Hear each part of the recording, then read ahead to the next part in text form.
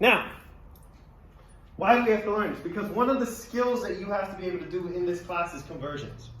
And I know when I say metric conversions, people's eyes roll back in their heads and they go, not this crap again. I'm going to have to do dimensional analysis with the crossing off and put the thing on the right as the denominator and the numerator and cross it out 76 times. No, I promise you, you don't have to do dimensional analysis. I will show you a way to do metric conversions that does not involve divisions and remembering factors and conversion. I promise you it doesn't involve it. I can show you how to do it in 3 steps. I sound like I'm selling you something. 3 easy steps. I can show you how to do it. Ready?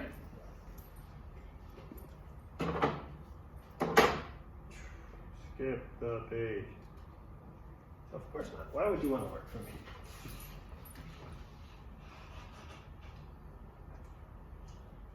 Okay. So, we're going to do metric conversions. You're going to need your reference table. So everybody take it out if you have the paper copy or access the digital copy on your iPad.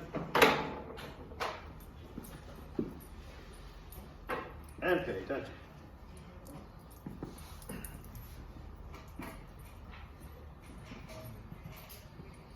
Okay. So we have to understand something. Our metric system is based on that power of 10. Every single unit in the metric system equals a power of 10. Okay? You have to remember that one fact going into this. Anytime we're talking about a metric unit, that metric unit symbolizes some power of 10. Okay? Now, if we're going to start counting and measuring things, we need to start at the beginning, just like we did with any number line or anything else. So we're always going to start with the power of 10 to the 0. Just like a number line, we're going to start right at that origin point. Okay? And if we start right at that origin point, at that 10 to the 0, what's 10 to the 0 equal to? 1. Okay? If you multiply any number by 1, does it change the value of that number? Does it? No. Any number multiplied by 1 gives you the exact same value. So we can use this as our base, as our root. Remember how we said every metric system has a root unit? So our root unit, or our base unit, for any measurement in the metric system always is equal to 10 to the 0. So the base unit, or the root unit, whichever term you prefer to use, is always equal to 10 to the 0.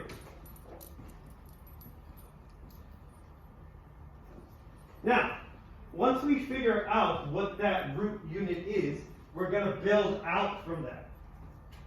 And we're going to measure really big things and really small things in that measurement using that root unit as the start and then tweaking it a little bit. Does everybody understand that? So for example, for length,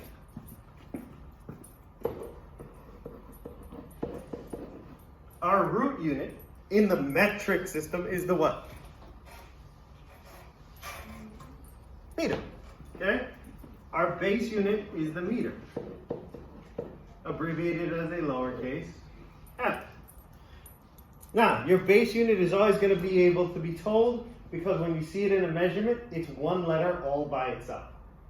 So for example, you would see it written as 10m, 0.72 m. Okay?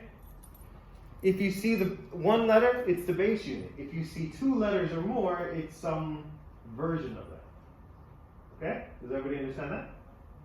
Now, you see, yeah, that's easy, but we're going to play with stuff that might be units that you're not used to. Okay? If it's the letter by itself, it's the base unit. If it's more than the letter, it's multiple things. Is everybody cool with that? Right? Now,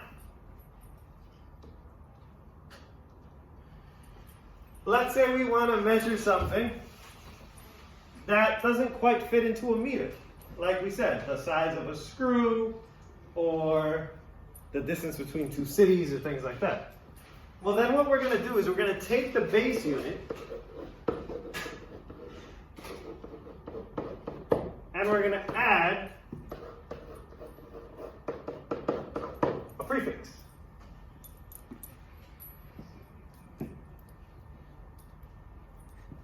You guys have done prefixes in math before, and English a lot. Okay? A prefix is a group of letters, or a small word, that changes the meaning of the word. Right? If I say, define the word game to me, what's a game? What does the word game mean? Come on. You're seniors in high school. I think you can define the word game. What does the word game mean? Thank you. An activity. An activity, something you play, right? Could be a video game, right? Could be a baseball game, anything like that. Yes? But it's something that it's an activity that you do, right? Now, if I add the prefix, so I have game, something you play, right? If I add the prefix pre to the word game, the prefix pre means what? Before, right? And so pre-game would be something that happens before the activity that you play. Yes? If I add the prefix post, what does post mean? After. So post game is something that happens after the activity. Does that make sense? It still has that same definition, but do you see how adding the prefix tweaked it a little bit? It changed its value slightly. Yes? We do the same thing with the metric system. So we take something like a meter, which means 10 to the 0, and we add a prefix in front of it. Like the prefix centi. Yes, sir. Just go. Okay? Like the prefix centi. When we add the prefix centi, it changes the numeric value of the exponent. When you add the prefix, it changes the numerical value of the exponent. When you add the prefix, it changes the numerical value of the exponent. Okay? We go from 10 to the 0, which is what our base unit was, to something else.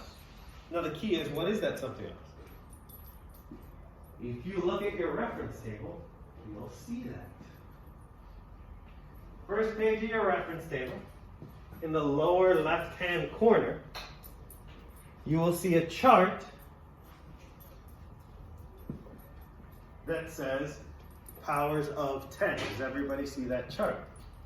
Okay? That chart has the prefixes listed and the power of 10 that applies to it. What is the power of 10 for centi? It's right there. What is it? 10 to the negative 2. Now, right there, that tells you the base unit was 0, yes? Now the value has been changed from 0 to negative 2. So is a centimeter bigger or smaller than a meter? Smaller, because the exponent is gives you a smaller number. Does that make sense? Yes?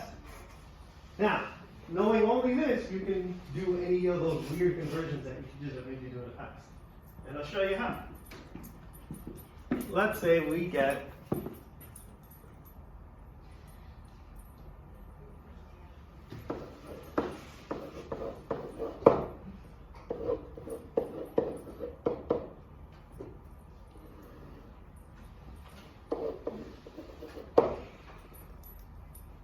this.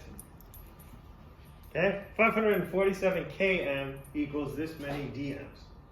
These are not direct messages. You're not sliding into anybody's anything right now. Okay? You look at this. Okay? Your brains are going, I got to do those divisions. No. 3 steps, like I said. The first step is identify your prefixes and what powers of 10 they represent. So if we're looking at this question, okay, what powers of 10 do we have in this question?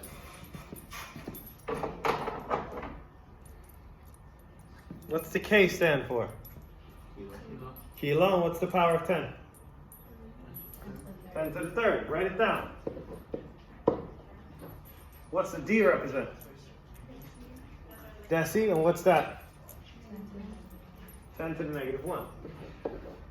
That's it. That's step 1. Just figure out what your powers of 10 are. Simple. Yes? That hard? Just looking at a chart. Okay? Step 2.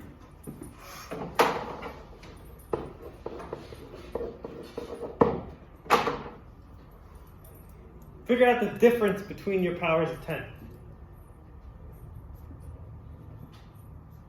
Now, when I say the word difference, what am I talking about? What mathematical arithmetic function am I talking about? Subtraction. Subtraction.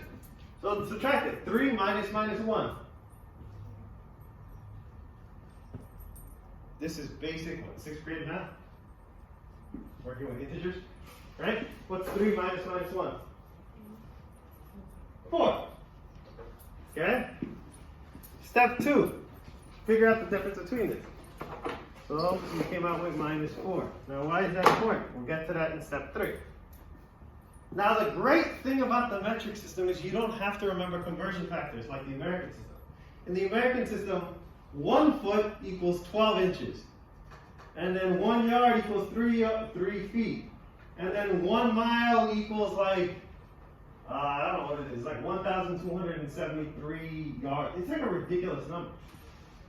Everything in the metric system is based on powers of 10, which means when you have a number, you don't have to remember some weird number to divide by. All you have to do is take whatever decimal is there and move it. Because we count by tens. You learned tens places when you were kids. You're doing the same thing here. So what you have to do is you have to take the decimal that's in this number. Where's the decimal in this number right here? Right now, where's that decimal? After what? 7. After the 7.